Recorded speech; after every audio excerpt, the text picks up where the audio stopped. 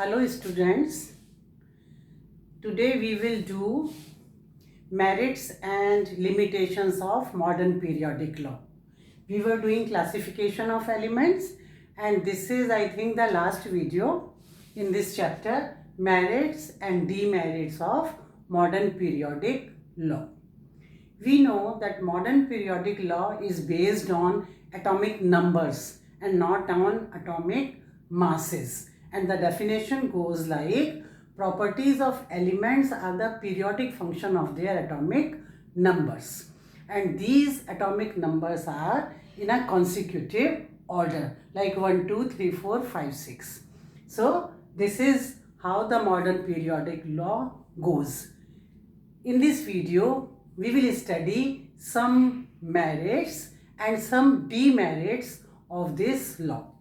Before going to merit and demerit of this law, I want to tell you two facts of this modern periodic table. One, this I have drawn a mini periodic table which is in our syllabus. We have only 20 elements in our syllabus, and this is how, these are the periods, period 1, period 2, period 3, period 4, and these are the groups. All of you know, group 1, group 2, here group 10, 18, 17, 16, 15, 14 and 30. 3 to 12 are in between, which are not in our syllabus, and they are the groups for transition elements. I have not drawn that, and only this table, a mini table, is in our syllabus. So first I want to fill the elements. All of you must have memorized these elements by now. Hydrogen, helium,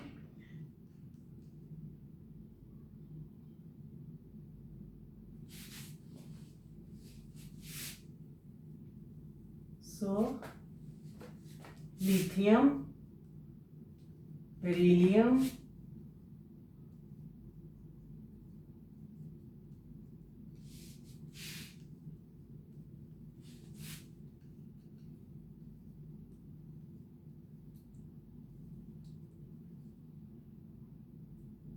this is chlorine, argon, potassium and calcium. These are in our syllabus. So hydrogen, helium, all of you know these 20 elements are in our syllabus, and some more we have to learn, like here up to francium, like here bromine, iodine, and all these noble gases also, helium, neon, argon, krypton, xenon, like this. But mainly these 20 elements we have to learn. So I was telling that I want to tell you two facts about this modern periodic table. The first, we wonder why only 2 elements are in the first period, why only 8 are in the second period, 8 in the third period, and 18 in the fourth period, and so on. Later they are 32 and more. But after this is beyond our syllabus, so we will discuss up to the fourth period where 18 elements are present. So we have studied about the Bohr-Bury law of filling of shells, filling of electrons in shells. This is the law given by Bohr-Bury. We have studied it in class 9, and this law is dependent on the formula 2n square, where n is the number of shell, that is first shell, second shell, third shell, or K, L, M, N shell. So in the first shell, suppose this is the first shell, so 2 into 1, first shell is 1, so 2 electrons can be there. In all of you know this. In second shell, this is the number of shell, square, 2 to the 4 to the 8. 8 electron can be there. In third, 3 square, 3 3 is a 9, 9 3 is a, so it is 3 3 is a 9, here it should be 2. 9 2 is a 18. In the third shell, 18 electrons should be there, and likewise in the fourth shell 32 can be there.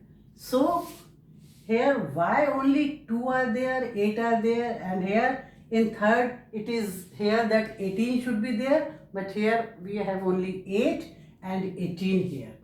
So according to this formula, suppose this is the first shell, this is nucleus, and this shell can accommodate maximum 2 electrons. When 2 electrons can be there in the first shell, hydrogen and helium, or both are having a single shell, so 1 is here and 2 are here. So maximum 2 elements can be there in the first period. In first period we have 1 shell, in second period we have 2 shells, in third period we have 3 shells, in fourth period we have 4 shells. So when only single shell is there in the first period and maximum 2 electrons can be adjusted, so there cannot be more than 2 elements. One element is hydrogen, other is helium. In hydrogen 1 electron is there in the outer shell, in helium 2 electrons are there in the outermost shell. Now coming to second period, it has maximum 8 electrons, it can have only 8 maximum. So from 1 to 8 we can have 8 elements. In lithium 1 electron is present in the valence shell. Lithium will be like this, having 2 shells, so only 1 can be present in the outermost shell and its atomic number is 3. So 2 here and 1 here. Likewise up to neon, in the valence shell 8 are present. So in this way, in the second period maximum 8 elements can be there. Likewise in the third period, although 18 elements can be there, but third period having 3 shells, so 2 are here, 8 are here, and in the third there may be 18, but the rule is if it is the last shell then it cannot have more than 8. And in third period, this third shell or the valence shell is the last one, so it cannot have more than 8. So this way in the third period also 8 elements are there, and in fourth there are 18. So in this way we can explain the number of elements in different periods according to Bohr-Bury law, depending upon this formula 2n square. You know this, you have studied it in 9th class. Now the second point I want to discuss about the position of hydrogen. And the position of hydrogen was not clear in Mendeleev's classification, and even in modern classification also position of hydrogen is still not clear. Why it is not clear? Because hydrogen resembles two alkali metals as well as halogens. All of you know, in the first group, these are groups, the vertical columns are groups. In the first groups, these are alkali metals. Hydrogen is not an alkali metal, so it is put in a broken slot. It is not continuous with the first group, it is put in a broken slot. In alkali metals are lithium, sodium, potassium, and like this. And halogens are in 7th group, fluorine, chlorine, bromine, iodine, astenine, like this. So this hydrogen resembles to alkali metals in the first group and halogens in the 17th group. And sometimes it is placed here and sometimes it is placed with these. And nowadays there is a trend to put hydrogen in between. But in NCERT or as per IUPAC, it is put in a broken slot upon these alkali metals in first group. Now we will see how hydrogen resembles with alkali or halogen. So we can make a table like this, resemblance with alkali metals, and here resemblance with halogens. So how this hydrogen resemble with alkali and halogens? Alkali, how it resembles? It has one electron in valence shell. Like alkali metals, all the alkali metals, they have one electron in valence shell, and hydrogen also has one electron in valence shell. The second point of similarity, it form cations. Hydrogen form, this is hydrogen, this is alkali metal. They also form cations, plus signs, and these are also form plus signs. The third point of similarity with alkali metal is that hydrogen forms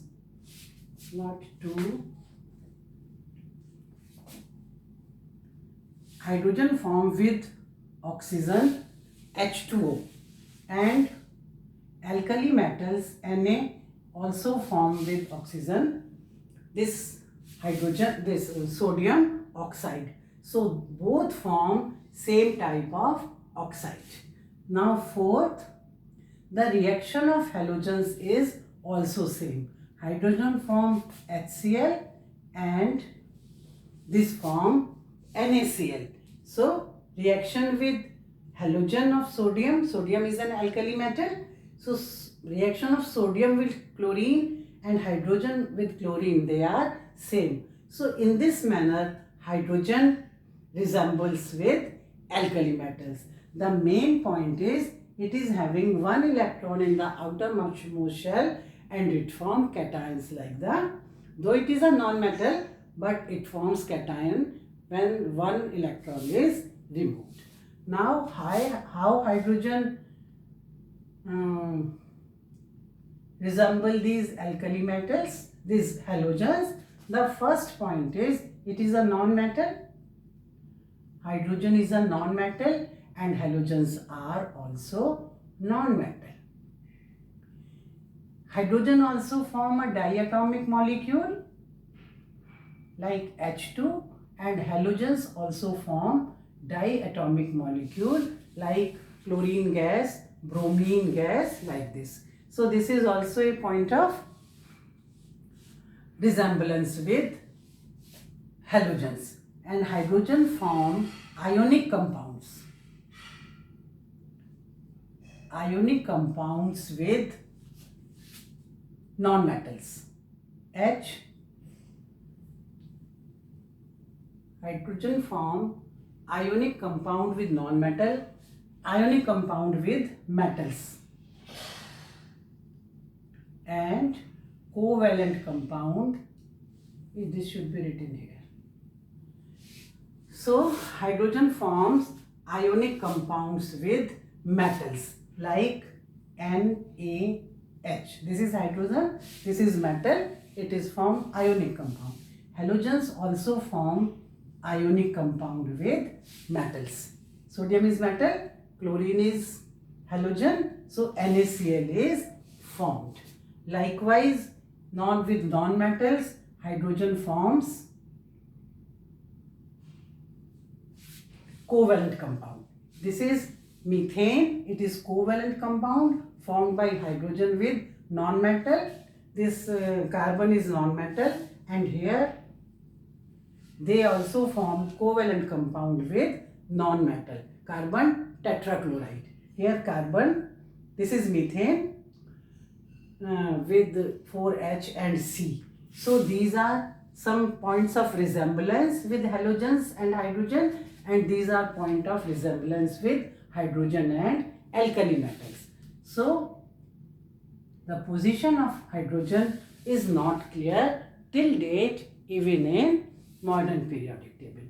So these 2 points I want to discuss before going to merits and demerits or limitations of modern periodic table.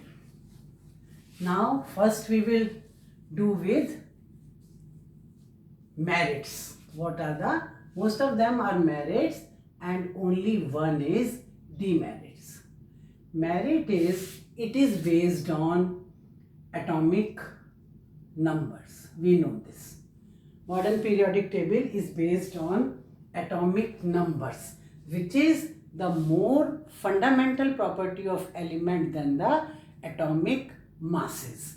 Second, these atomic numbers, they are consecutive in nature, that is one after the other. When these atomic numbers are consecutive, like 1, 2, 3, 4, 5, 6. So suppose there are two elements are absent on 5 and 6. They are not discovered yet, just for example. So now with this table we can know that if third is discovered, this is an element, and after this 6 was an element, we can understand very clearly in between 3 and 6, 2 more elements will be discovered later on because they are arranged consecutively. And in Mendeleev table, this is a fault because the gaps in the atomic masses is so much, we cannot predict how many elements can be discovered in between these masses because the masses are not arranged in a order. The gap, sometimes the gap is less, sometimes the gap was more. So this is one of the merits of modern periodic table. Then we can know the number of undiscovered elements by this table. The fourth merit is all the discrepancies which are there in Mendeleev table, they are solved in this table by modern periodic table. The first main discrepancy in Mendeleev table was of isotopes, like isotopes of carbon or hydrogen or oxygen. So suppose we take carbon 12 and carbon 14, two isotopes were there and more. But Mendeleev put both the isotopes in the same slot, though his table was based in atomic masses. When masses are different, one carbon is having 12 mass, the other carbon is having 14 mass, but both are put in the same slot because it is the same element, and he couldn't explain the reason. But now we know in this table, when it is based on atomic number, the isotopes have same atomic number with different masses, so they can conveniently put in the same slot without any disturbance. So the main problem of isotopes of Mendeleev is solved with this modern periodic table. The next discrepancies was cobalt and nickel. In Mendeleev, cobalt has more atomic mass than nickel, but Mendeleev put cobalt before nickel, contradicting his own law because he want to match the properties of cobalt with other elements. But now we know that the atomic number of cobalt is less than that of the nickel, so it is conveniently placed before nickel, and all the properties of the other element of the same group, they are matched to cobalt. So this discrepancy is also solved with modern periodic table. Now these are some of the merits of modern periodic table. Now only one demerit or limitation is there, and that is the position of hydrogen. Position of hydrogen, which is still not clear, and though it is a non-metal, it is put with metals, and all we have discussed just now that hydrogen resembles with alkali metals as well as with halogens. So it is not clear whether we should put it in alkali metals or with halogens. So the position of hydrogen, it is still unclear in modern periodic table. So these are merits and demerits, and with this I think this chapter is completed. One more thing I want to tell you about the properties, chemical properties of elements in one group.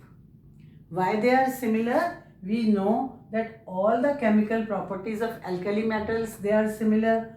All our alkali earth metal are similar. This is boron family, carbon family, nitrogen family, oxygen family, halogens, and these are noble gases. All the groups, all the elements of a group, they have similar chemical properties. Why they are having similar chemical properties? Because the chemical properties, they are dependent on the number of valence electron, or the valency. The valency is dependent on the number of valence electron. One group has the same number of electrons, valence electrons. So, the property is also similar, because only the valence electrons, they take part in chemical reaction. These have only one electron, one valence. These have two valence electron. These are having 3, 4, then 3, 2, 1 and 8. Valence electrons are 4, 5, 6, 7 and the valency is 1, 2, 3, 4, 3, 2, 1 and 0. So the chemical properties in one group is similar due to the presence of same number of valence electron, and this is also meticulously explained by this modern periodic table. So this is all for today. Thank you.